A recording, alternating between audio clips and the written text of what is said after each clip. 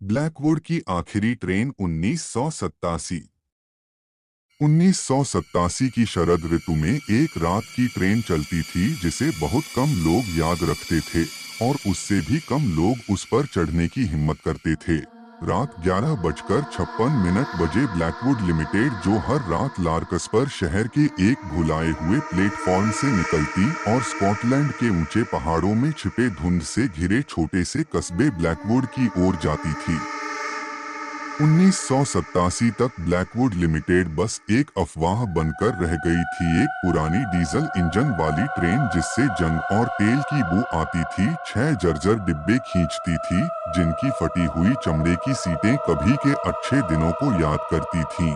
ये ट्रेन सरकारी time table में नहीं थी और ज्यादातर स्टेशन क्लर्क कहते थे कि ये 1960 के दशक से नहीं चली, लेकिन अगर आप बहुत जिद करें और किसी बूढ़े स्टेशन मास्टर से पूछें तो शायद वह आपको घास और धुंध से घिरे प्लेटफॉर्म 13 की ओर इशारा कर दे। और ऐसा ही हुआ। 31 अक्टूबर 1987 हैलोवीन की रात को, जब रॉबर्ट हिल, एडिनबरा का एक युवा पत्रकार, यह पता लगाने आया कि क्या ब्लैकवुड लिमिटेड सचमुच मौजूद है।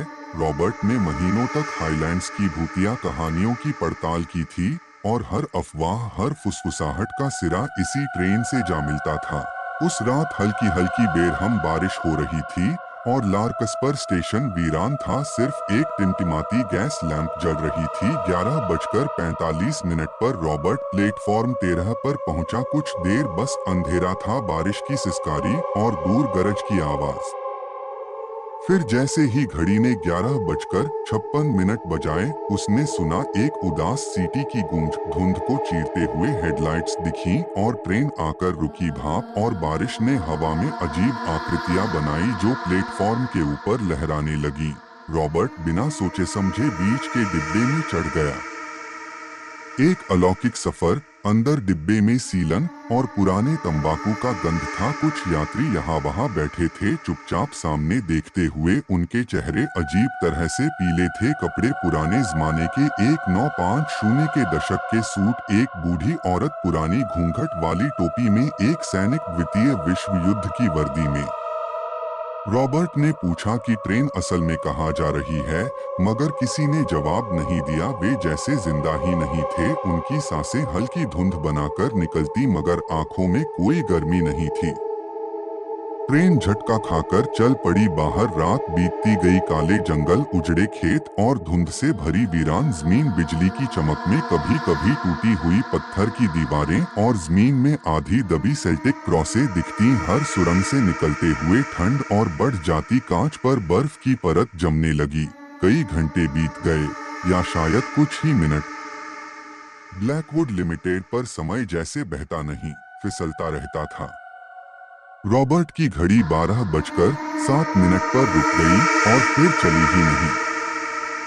फुसफुसाहट की चेतावनी। एक मोड़ पर वह सैनिक रॉबर्ट की ओर मुड़ा, उसकी आवाज सूखी और धीमी थी। ब्लैकवुड पर मत उतरना, उसने कहा। रॉबर्ट चौंक गया। क्यों नहीं? तुम वापस नहीं आओगे?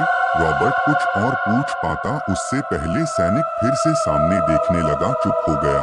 रॉबर्ट ने अगले डिब्बे में जाने की कोशिश की, मगर दरवाजा बंद था। कांच में उसने अपनी परछाई के पीछे कुछ साए देखे, लंबे टेढ़े, जैसे कुछ कहने झुके हों। मंजिल पर पहुंचना। अंतत ट्रेन धीमी हुई। बाहर धुंध इतनी घनी हो गई कि कुछ भी साफ नजर नहीं आता था, बस एक टिमटिमाती रोशनी। ट्रेन रुक गई। एक दुबला पतला कंडक्टर, जिसकी वर्दी पुराने कीड़े खा चुके थे, डिब्बे में आया। ब्लैकवुड, वह बुदबुदाया। सभी यात्री नीचे उतरे।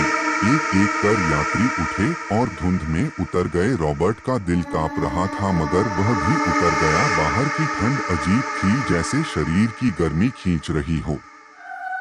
मृतकों का कस्बा। ब्लैकवुड मुश्किल से कोई कस्बा लगता था। गिरे हुए पत्थर के घर, टूटी खिड़कियां और आधा टूटा हुआ गिरजाघर का शिखर। रॉबर्ट सड़क पर चला। जमीन दलदल जैसी नरम थी, हर ओर सन्नाटा था। फिर धुंध में फुसफुसाहटें सुनाई दी। टूटी इमारतों के बीच साए हिले, फटे कपड़ों में लोग दरवाजों पर खड़े थे, चेहरे गहरे और पीले। कीचड़ में आधा डूबा एक बोर्ड दिखा। ब्लैकवुड में आपका स्वागत है, जनसंख्या 0। रॉबर्ट पर सच्चाई बर्फ की तरह उतरी। का उजड़ चुका था, दशकों से मरा पड़ा था। सच सामने आया।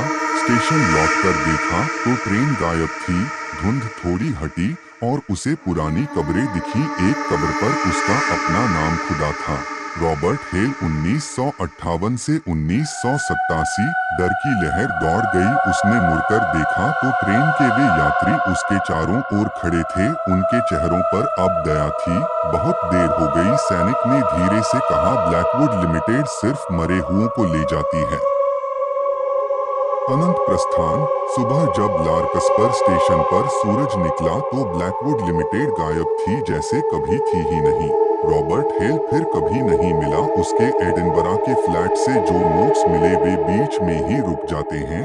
ट्रेन असली है, मैं अब भी उसकी सीटी सुन रहा हूँ। अगर तुम यह पढ़ रहे हो तो कभी कहते हैं कुछ रातों को अगर आप प्लेटफॉर्म 13 पर 11:56 पर खड़े हों तो दूर से उसकी सीटी सुन सकते हैं।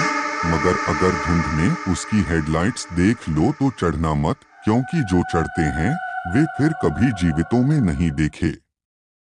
आज के लिए ही इतना ही दोस्तों, मिलते हैं नेक्स्ट कोई वीडियो लेकर। जाने से पहले हमारे चैनल से जुड़े रहने के लिए प्लीज सब्सक्राइब, लाइक, शेयर कर दीजिए।